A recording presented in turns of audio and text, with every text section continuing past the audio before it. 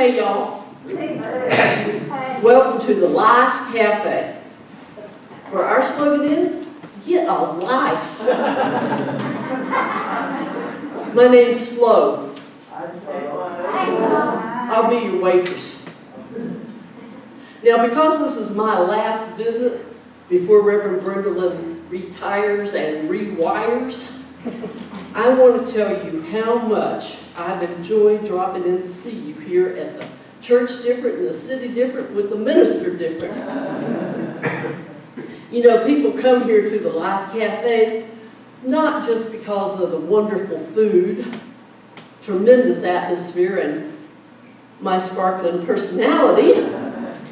They also come here to the Life Cafe to learn something about themselves. Do you have reservations? You don't have reservations? Well, what kind of place do you think this is? What kind of person are you? Kind that just shows up and barges in on life, just expects life to do whatever it is you want them to do? Is that you? Or are you prepared? Are you the kind of person with an expanded awareness who can anticipate challenges? Yeah, I thought that might be you. What kind of, well, let's see, what's the name of your party? Brendolyn? Is that one word or two? Okay, well, it looks like there's about 30 of you, so we'll just push some tables together for you. Now, before we find you a place to sit in the Life Cafe, where is it that you like to sit in life? You don't care? Well, if you don't care, we're liable to just plop you down anywhere. Maybe we'll put you by the restroom. Pew! Or are you the kind of person who likes to sit by the back door in life? Something happens in life, you don't like it, you just leave. Is that you? You order something, you don't want to pay for it, so you just split. Is that you, Mr. Dine and Dash? Or are you like me? Do you like to sit in the front of the cafe, by the window, where you can see everything that's going on? Is that you? I thought that might be you. We'll find you a place by the window. Now, let me tell you about the food here at the Life Cafe. Now, some of the food here is real good. Some of the food ain't no good at all. But there's an important rule here at the Life Cafe. You get what you order. Okay? You order grits, I bring you grits. You say, no, I was hoping for chicken fried steak. And I say, no, you order grits, you get grits, and on a bad hair day, I might tell you to kiss my grits. You see, some people, they come here to the Life Cafe, they order something, and they don't want to pay for it. You know, dysfunctional relationships, codependent partners. I say, you ordered it, you eat it, and clean your plate. Now, let me show you the menu here at the Life Cafe. It has 3 sections. The first section is our Cliche Appetizers. We have a bird in the hand, a bird in the bush, and 2 birds with 1 stone. And all of these are real dry, real boring, real dusty. So they come with a complimentary glass of water under the bridge. Now, you may not like anything on this page, but look at it if you want. Now, section 2 is our mediocre meals. Now, these are some meals. You've had them before, but you just can't quite give them up, can you? Those tasty, that so-so souffle, and those tasty normal nachos, and the I don't want to take a chance chicken. Yeah, that's a real popular one here, that I don't want to take a chance chicken. It's right up there with our spiritual bypass burrito and our stuffed feeling sopapilla. Now there's another one on this page too. It's the unfulfilling sandwich. I can't figure this one out. People come in, they order the unfulfilling sandwich. It ain't no good. They go away, they come back the next day, and they order the same sandwich again. This time they say, hold the mayo, or no light bread. It doesn't matter. It still ain't no good.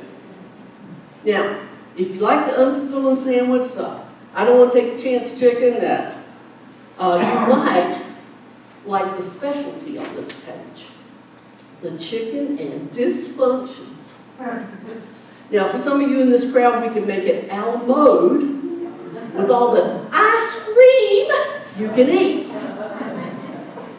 But my favorite page is the third page. This is our courses in courage. We have fricassee of faith. We have grilled carpe diem. It's a daily special for a lot of people.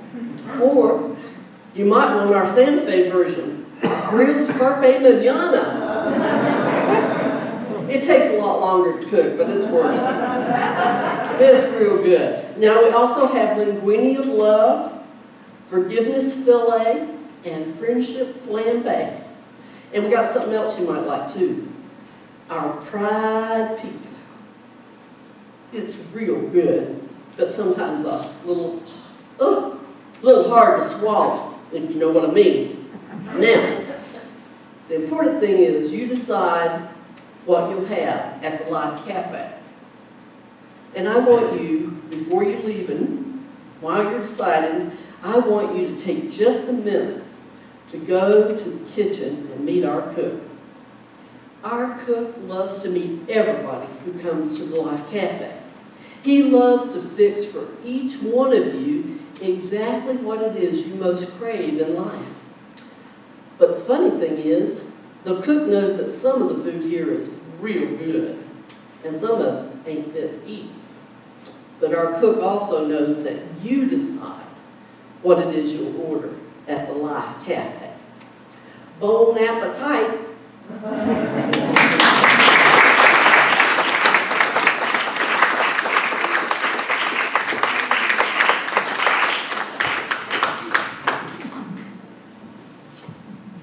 Okay, it takes me a minute to get rid of the southern accent, so.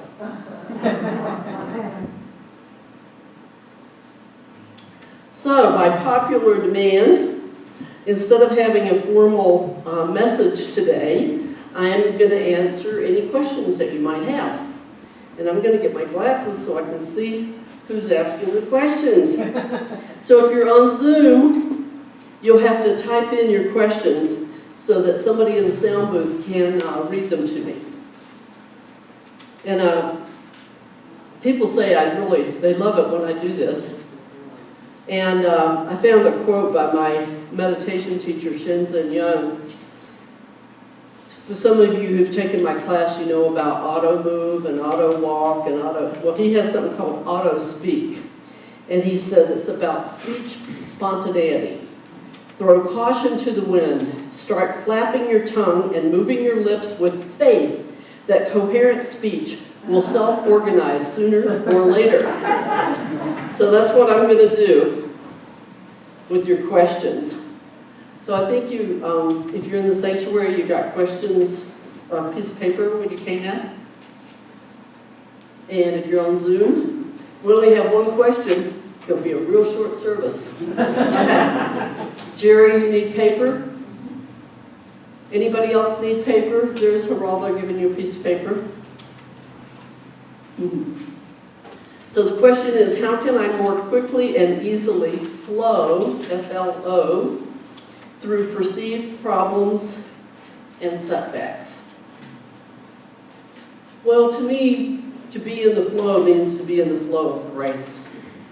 You know, grace is always up here, but I'm down here in the muck. So it's important that I open myself up and let myself raise, you know, our first word of our, first two words of our mission statement is raise consciousness.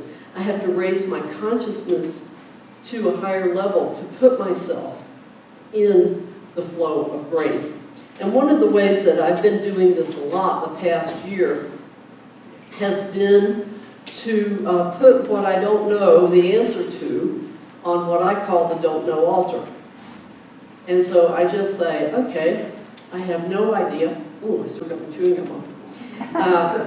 I don't have any idea how this is going to turn out. I don't even know what to do. So I'm going to put it on the don't know altar. And when I do that, it's like, I am so in the flow of grace. And things that I never thought of, you know, ways to do things or ways to deal with the situation are revealed to me in ways that I wouldn't have been able to figure out of my ego, just of my ego itself. So that's how I put myself in the flow, is to surrender. Surrender whatever's going on in this monkey mind, whatever this chatter is, just to put that, hit that pause button like we do in the heart math freeze frame, hit that pause button and just stop. Shut up and listen. And when I do that, and especially if I find it in my body, where is it in my body that I'm having this question or whatever, and just really focus on it. And I'm amazed what's revealed to me that's mine to do. So I hope that was helpful in that question. Any other questions?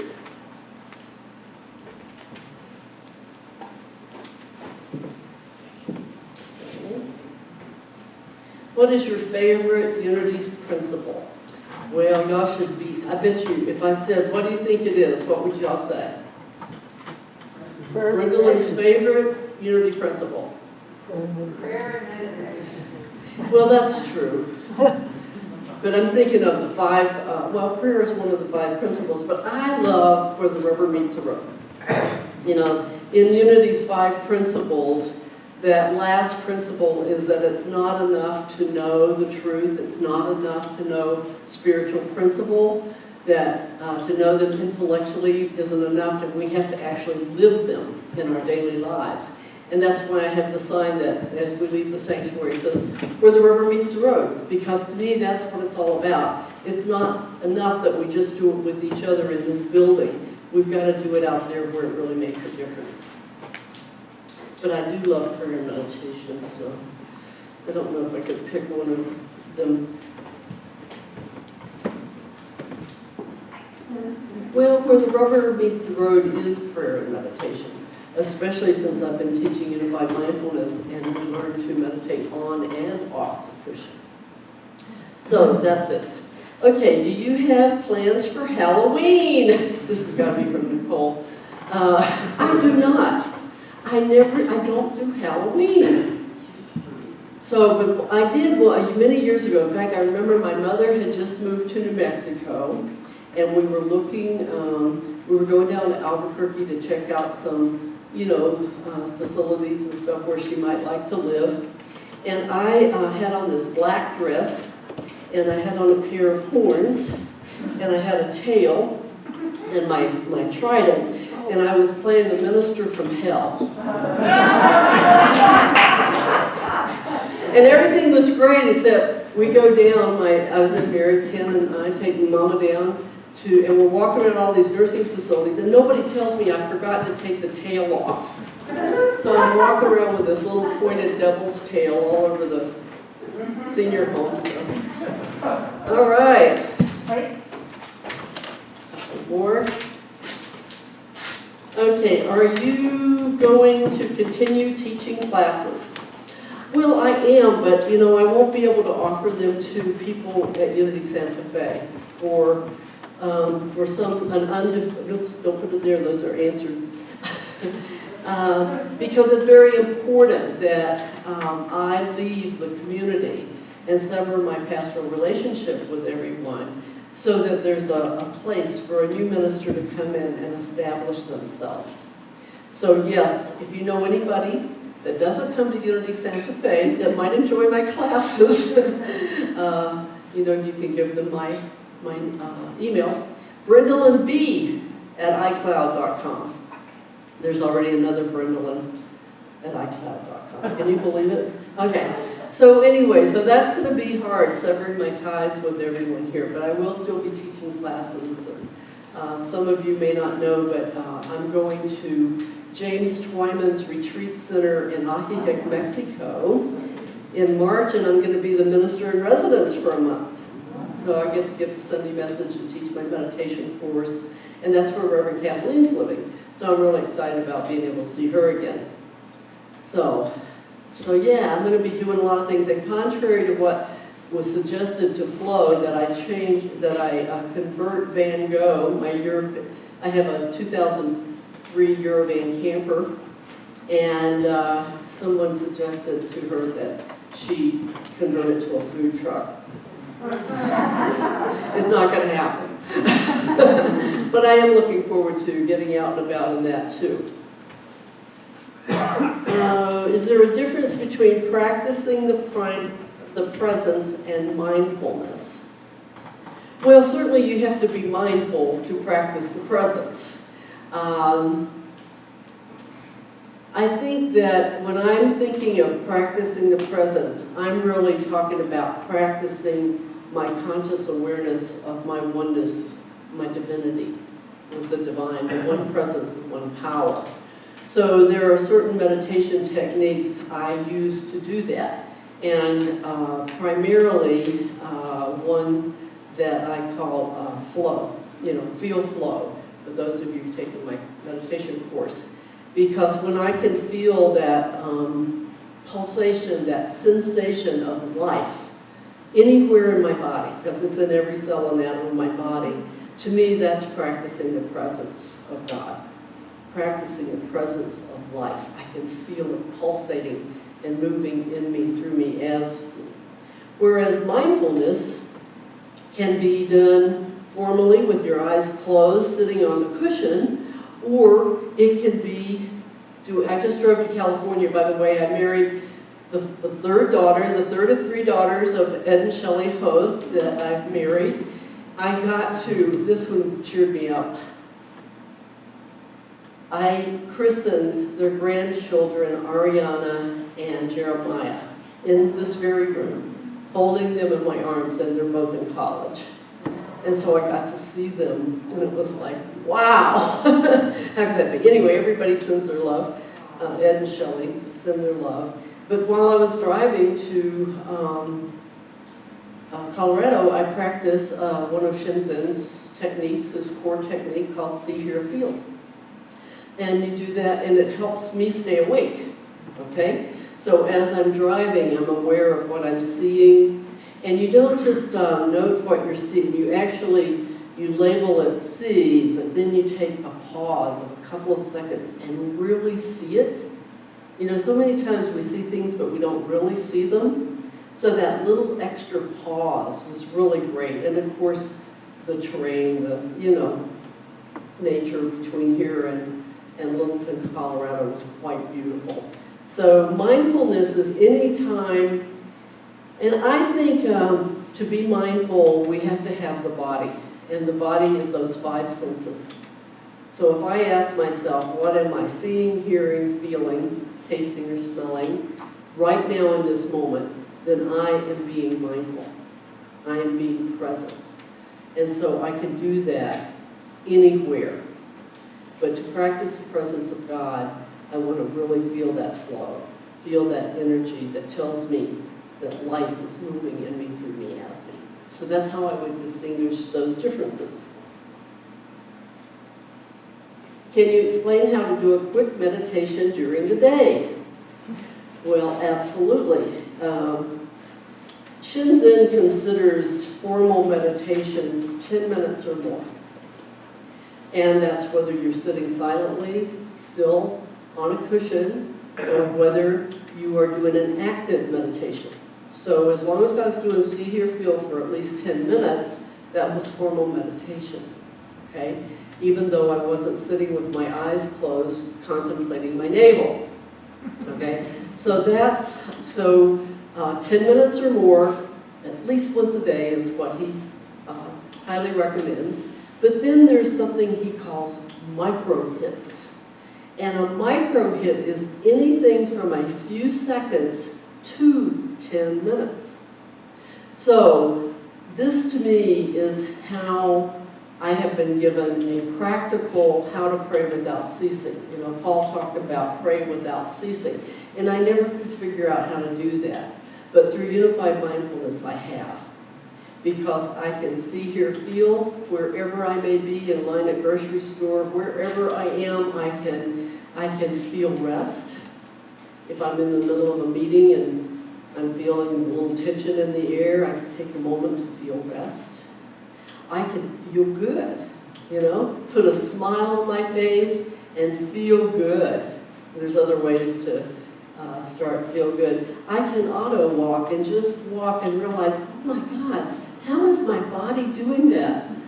I'm not doing anything. I'm just walking. And I'm aware of the motor movement of walking. I can walk as fast as I want, as slow as I want. And that's auto move. So there's see, hear, feel rest, feel good, auto move. And what's the one I'm missing? There's 5 techniques. Anyway, there's another one. They're so practical that they can be done throughout the day. Do not tell me you don't have time to meditate if you learn unified mindfulness. It's not possible, because you can do it anywhere, anytime, for whatever amount of time you want. You can do it right in the midst of talking. Right now, I can be talking to you and I can feel rest. I can just let that rest be my background. Or I can feel good and let that be in the background when my foreground is right up here. But I'm still practicing these micro hits. Some people say, oh, every time I walk through a door, I'm going to do a micro hit. Just bring myself to the present moment. You know? Yes? Keep it slow. Keep it slow. Oh, how could I forget? In flow, feel flow. That's my favorite one. That's how I practice the presence of God, is to feel flow, because flow is that. If you close your eyes and hold your hand up, palm up, and just become aware of how you know you have a hand even though you can't see it because your eyes are closed. Do you feel a sensation that tells you you have a hand? That to me is the presence of God. Okay? And I can practice it anywhere, anytime. Okay. If I swallow my pride, isn't it a good thing? If not, what do you mean pride is swallowed? What did Flo say? What Flo said with the pride pizza was, it's a little hard to swallow. Okay? So I'm not sure. Yeah, I have it be a good thing. It's a little hard to swallow, but I gotta do it, you know? And so what do I have to do to make that pride go down a little easier? And to me, if I'm tense and tight, then it's going to be hard to swallow, okay? But if I can just let go, if I can just relax, if I can surrender, humble surrender, then that opens up my throat. Likewise, it opens up my mind, and I'm able to swallow that pride that only gets in the way. Since you have learned a lot about the great truths of life, what would be the top 3 to leave us with? Well, I think, Unity has the top 5, and I don't know that I could get rid of any of those. You could kind of combine 1 and 2 into saying it's the nature of God and humankind, which is divine. That we are good. We are inherently good, and like I say, regardless of how we're acting. So I would say the divinity, and the oneness. The oneness and divinity would be 1. And then of the 5 principles, we have prayer and we have the law of mind action, thinking. And to me, those are absolutely necessary, prayer and meditation. My prayer probably is more of what I'm thinking. We sing about that, right? We say, the actual words are, be careful what you're thinking. But we say, listen to what you're thinking. Because your thoughts are prayers. So to be mindful of what you hear yourself saying. What are you saying what you want to be your truth in life? So the prayer is that conscious connection with God, and then the thinking mind is about really being aware. What are you saying that you want? You know, the old-fashioned prayers of supplication, basically that's what we're doing. We're going around all day affirming, actually, what we don't want very often. So to really be careful of that. And then that third one is where the rubber meets the road. You know, that it doesn't do any good. It doesn't matter how much you know intellectually. If you're not living it in your daily life, then you're not being blessed by it. You're not blessing others by it.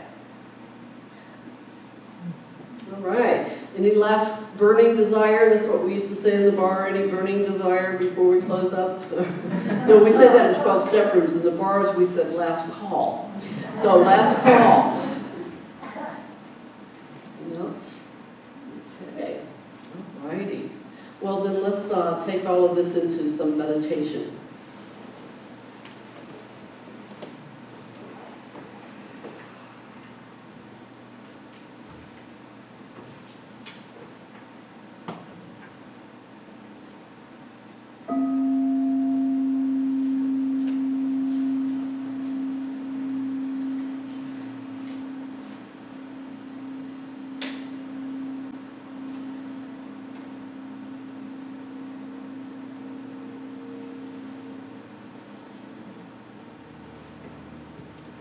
So I invite you to stretch up, settle in to a comfortable posture.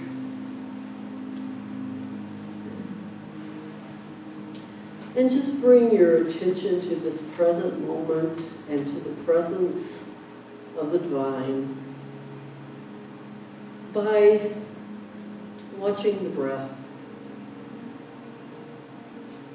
Maybe feeling your chest rise and fall with each breath. If your eyes are open, seeing your chest rise and fall. Perhaps you can even hear your breath as you inhale and exhale.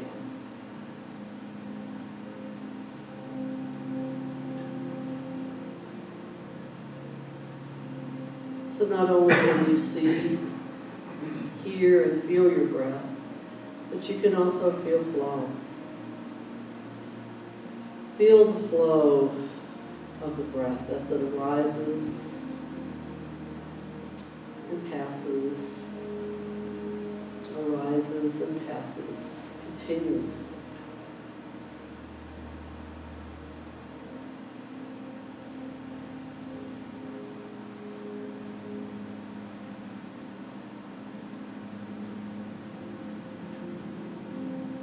This presence, this power is this close, 24/7. Whenever we need it, it's there, waiting to be noticed, waiting to be focused upon, waiting to comfort us.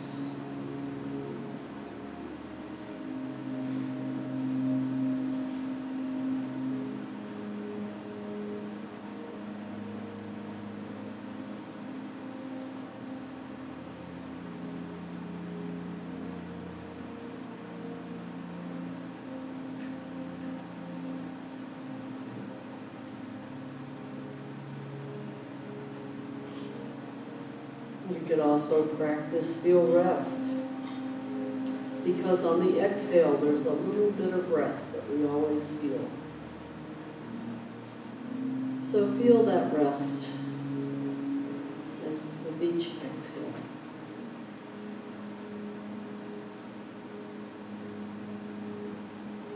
Feel how it brings rest to the body.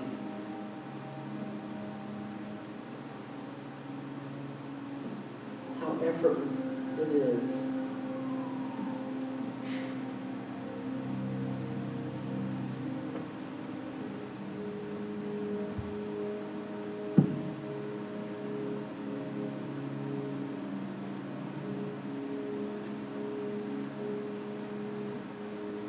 And then at any time, anywhere, you can choose to feel good.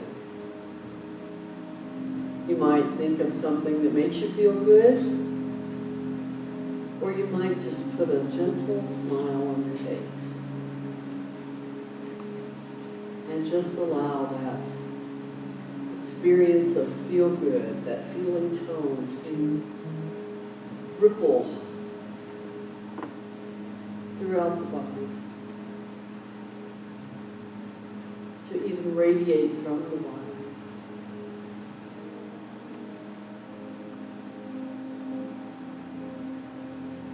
Every time you and I feel good and we radiate it out beyond our body, we are healing the planet, one person at a time.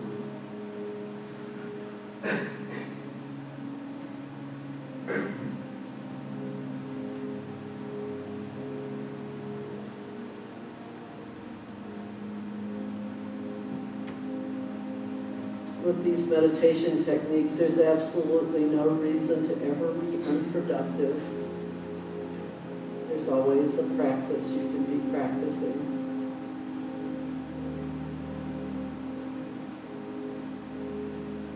With these practices, there's never a reason to not be pre-prayed up and pre-prayed.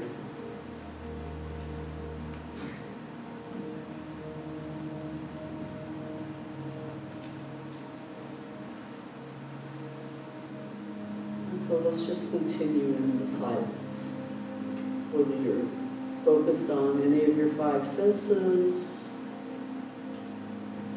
feeling rest, feeling good, feeling flow.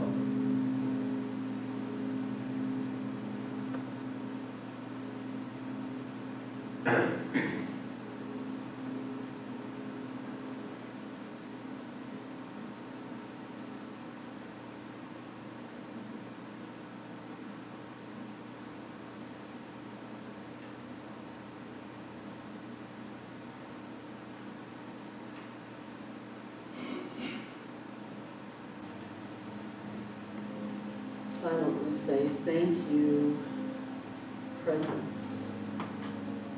One presence, one power.